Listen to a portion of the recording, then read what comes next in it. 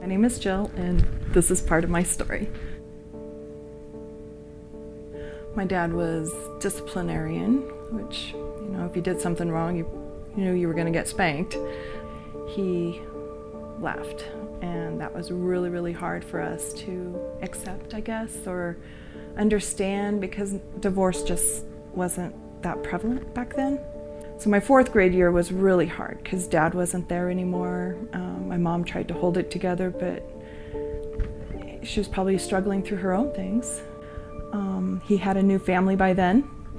He had remarried, and she had a 2-year-old boy from a previous marriage, and then they got pregnant right away and had my half-sister, Aubrey.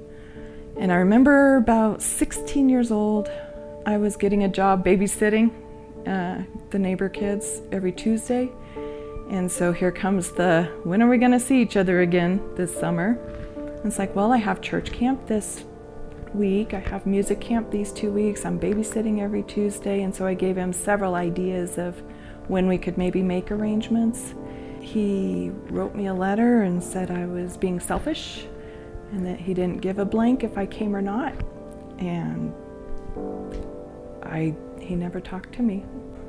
I think back as I see instance after instance of rejection and hope maybe this time that in each instance he would accept me, he would love me, he would be proud of me.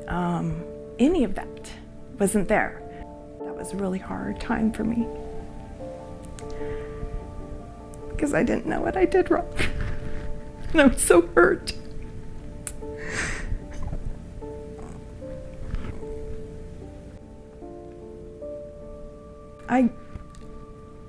I was done.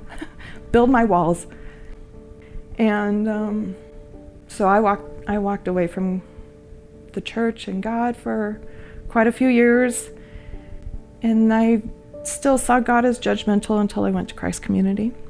And so then going to a service where they handed out links of chain, and then the forgiveness and how this unforgiveness binds you, and didn't realize that, how badly that stronghold was.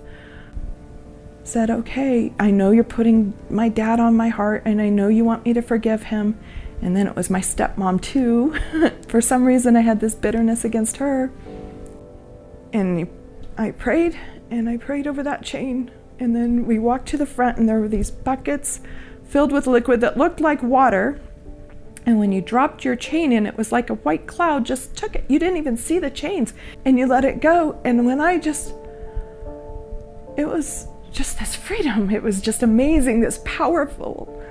I've never experienced that before. And that's why year after year, forgiveness messages, it's just that message goes so powerful to the core. And I don't have those chains with me anymore. I forgave him that night, and I forgave her that night, and I was able to let go.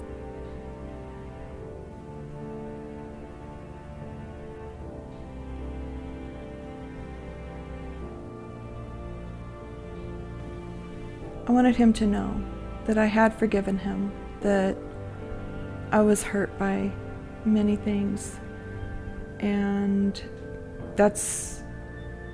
but I also wanted to let him know that I loved him. He was in the hospital at that time, that was in May, and my husband said, whatever you need to do, buy a plane ticket. So I did, and flew to Wichita, went to Newton, Kansas, and I saw him. And tears came to his eyes, and he took a picture of me, and it's the first time I'd seen my dad in how many years, I don't know, 20? Long time. That was a really good visit. My stepmom too, she apologized, and I loved on her, and it was okay, and it was such a forgiving and healing and reconciliation all in one. It was great. And so that was in May, and he died in August. I think one of the things that came out of all of that was I wouldn't have forgiven or been able to let go if I hadn't given it to God to do what I needed to do. I wouldn't have been there. I held on to that, and Only because God forgave and helped me to forgive was I able to do that.